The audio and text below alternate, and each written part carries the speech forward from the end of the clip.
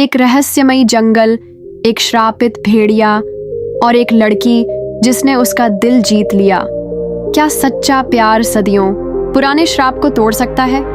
गहरे और रहस्यमयी जंगलों के बीच, जहां सूरज की रोशनी मुश्किल से पहुंचती थी और चांदनी पेड़ों की शाखाओं से छनकर एक जादुई चमक बिखेरती थी, वहां एक रहस्यमयी भेड़िया घूमता था। उसकी फर चांदी जैसी चमकती थी और उसकी नीली आंखों में एक अनकही दास्तान छिपी थी। यह कोई साधारण भेड़िया नहीं था, वह जंगल के सभी जीवों का राजा था, मगर अकेला।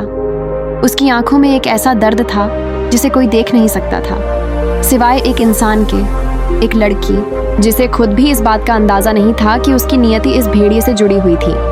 दूसरी ओर न्यूयॉर्क शहर की भीड़ भाड़ से ऊब चुकी एक अमेरिकी लड़की एवा एडम्स अपनी जिंदगी के मकसद की तलाश में एक छोटे से गांव आई थी।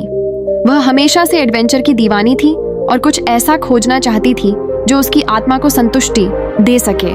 उसे बिल्कुल अंदाजा नहीं था कि यह यात्रा उसकी जिंदगी को हमेशा के लिए बदल देगी। एवा एक पेशेवर फोटोग्राफर थी और उसे वन्य जीवों की तस्वीरें लेना बेहद पसंद था। इसी जुनून ने उसे ब्लैक मिस्ट फॉरेस्ट नामक एक पुराने लेकिन रहस्यमयी जंगल की ओर खींच लिया।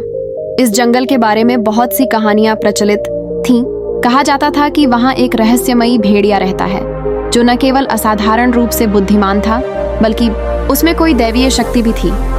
एक शाम जब एवा अपने कैमरे के साथ जंगल में घूम रही थी, तभी उसे झाड़ियों के पीछे से एक हल्की गुर्राहट सुनाई दी। वह चौंक कर रुकी और धीरे से उस दिशा में देखा। उसकी सांसें थम गईं। वहां एक बड़ा मगर अविश्वसनीय रूप से सुंदर भेड़िया खड़ा था। उसकी फर चांदनी में चमक रही थी और उसकी नीली आंखें किसी इंसान की तरह गहरी थीं। एवा का दिल जोरों से धड़कने लगा, मगर अजीब बात थी कि उसे डर नहीं लग रहा था। उल्टा उसे एक अनजानी सी शांति महसूस हुई।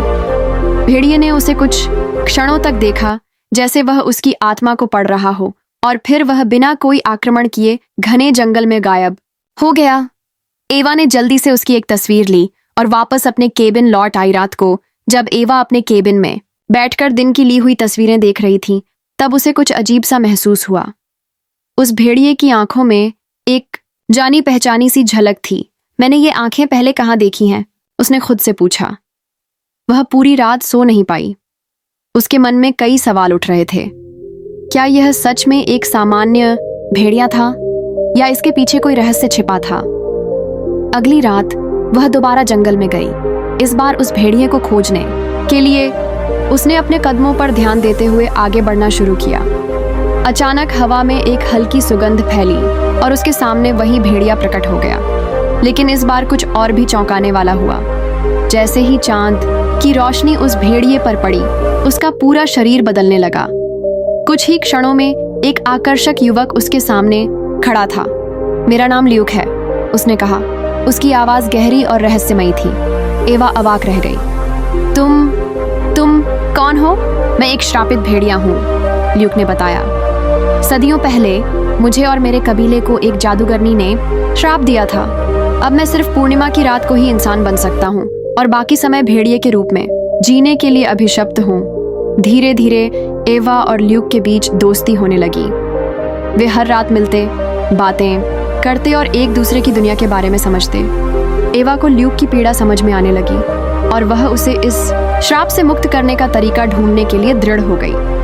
वह गांव की पुरानी किताबें और प्राचीन ग्रंथ पढ़ने लगी, यह जानने के लिए कि क्या कोई ऐसा तरीका था जिससे ल्यूक को हमेशा के लिए इंसान बनाया जा सके। एक दिन उसे एक महत्वपूर्ण सुराग मिला। अगर कोई इंसान सच्चे प्रेम से श्रापित व्यक्ति को बिना शर्त अपनाए तो वह श्राप टूट सकता है, लेकिन यह इतना आसान नहीं था। प्रेम को पूर्णतः निस्वार्थ और सच्चा होना चाहिए। किसी भी तरह की स्वार्थ या दया से लिया गया निर्णय श्राप को नहीं तोड़ सकता था। अगली पूर्णिमा की रात जब ल्यूक फिर से इंसान में बदला, एवा ने उसे अपने दिल की बात बताई। मैं तुम्हें वैसे ही स्वीकार करती हूँ जैसे तुम हो, चाहे तुम इंसान हो या भेड़िया, एवा ने भावुक होकर कहा। ल्यूक की आंखों में आंसू आ गए। उसने कभी नहीं सोचा था कि कोई उसे ऐसे अपनाएगा। और तभी एक चमत्कार हुआ। एक सुनहरी रोशनी ल्यूक के शरीर से निकलने लगी और वह पूरे जंगल को रोशन करने लगी। उसके चारों ओर की हवा में एक जादुई हलचल हुई और वह हमेशा के लिए इंसान में बदल गया। उसका श्राप टूट चुका था।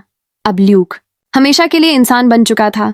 उसने और एवा ने शादी कर ली और जंगल के पास एक छोटे से घर में रहने लगे। एवा ने अपनी फोटोग्राफी को जारी रखा और ल्यूक ने अपनी रहस्यमयी यात्रा की कहानियां लोगों को सुनानी शुरू कर दी। उनकी प्रेम कहानी यह साबित कर चुकी थी कि सच्चा प्यार किसी भी श्राप को मिटा सकता है। कहानी अच्छी लगी तो सब्सक्राइब करें। धन्यवाद।